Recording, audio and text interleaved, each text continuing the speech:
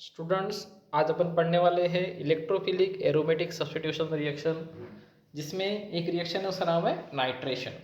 So nitration reaction of aniline. So aniline जो होता है ये एक एरोमेटिक कंपाउंड है जिसमें NH2 जो होता है इलेक्ट्रॉन डोनर ग्रुप है। सो NH2 इलेक्ट्रॉन डोनर ग्रुप होने के कारण इस पे जो अटैक होने वाला इलेक्ट्रोफाइल का, एक तो वो आर्थो पे होगा या फिर पैरा पे होगा, और इसका असर कम से कम मेटा पे होगा। यानी जो प्रोडक्ट बनने वाला है इस रिएक्शन में, इसमें पैरा प्रोडक्ट सबसे ज़्यादा रहेगा, यानी मेजर प्रोडक्ट रहने वाला है, और मेटा जो रहेगा ये माइनर प्रोडक्ट बनने वाला है। तो इसका रीजन अपन बाद में बताएंगे। अपन देखते हैं मैकेनिज्म। सो मैकेनिज्म जो होती है, मैकेनिज्म कहाँ से स्टार्ट होती है? सो मैकेनिज्म ऑलवेज रिएजेंट से स्टार्ट होती है। सो यहाँ देखेंगे रिएजेंट है, एक रिएजेंट है HNO3 जिसका फॉर्मूला इस तरह से, और दूसरा है H2SO4। दोनों एसिड्स हैं, लेकिन इसमें देखेंगे सल्फ्यूरिक एसिड जो होता है उसका सेंट्रल एटम जो होता है इसका ऑक्सीडेशन स्टेट +6 है, और HNO3 में जो सेंट्रल एटम है उसका ऑक्सीडेशन स्टेट आप बता सकते हैं कमेंट में। ऑक्सीडेशन स्टेट है इसका 5। सो जिसका ऑक्सीडेशन स्टेट ज़्यादा होता है वो स्ट्रॉन्ग एसिड होता है, और जिसका ऑक्सीडेशन स्टेट कंपेरेटिवली कम है वो एक तरह से वीक होगा। यानी अगर ये दोनों की रिएक्शन होती है सो इसमें सल्फ्यूरिक एसिड एसिड की तरह बिहेव करता है, और HNO3 जो कि स्ट्रॉन्ग एसिड होने के बावजूद सल्फ्यूरिक एसिड के सामने वो वीक है, इसलिए ये बेस की तरह रिएक्ट होता है। यानी दोनों में से H पॉजिटिव आयन कौन डोनेट करेगा?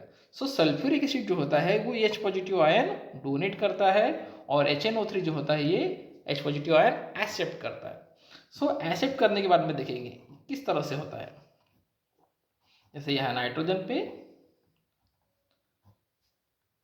पॉजिटिव चार्ज है और ये ऑक्सीजन पे नेगेटिव चार्ज है।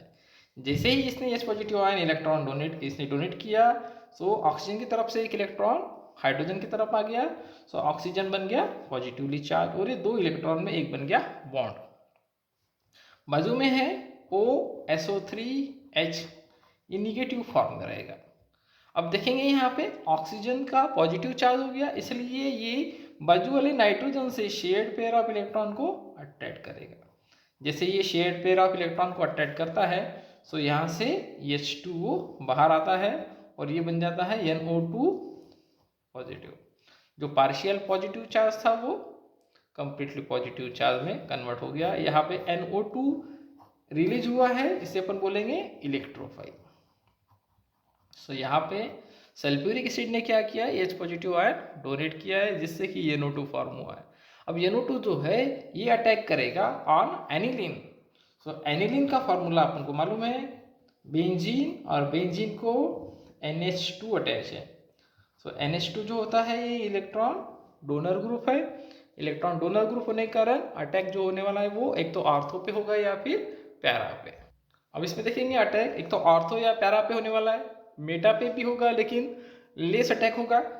सो जैसे NO2 अटैक करने आता है, NO2 पॉजिटिव अटैक करने आता है, सो ये एक तो आर्थो पे अटैक करेगा या फिर पैरा पे।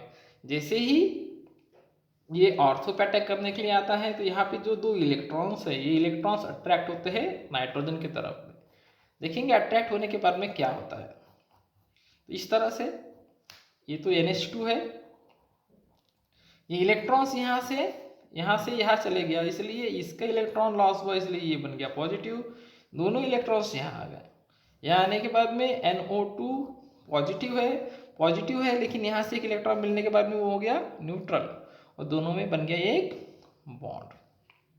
ये बॉन्ड बनने के बाद में यहाँ देखेंगे पॉजिटिव चार्ज है। अब बेंजीन के हर साइड में एक एक हाइड्रोजन एटम होता है। Every corner of benzene possesses 1 hydrogen.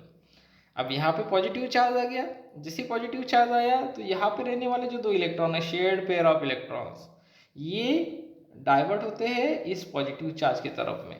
देखेंगे पॉजिटिव चार्ज की तरफ जाने के बाद में क्या होगा। ये तो NH2 है, इस तरीके से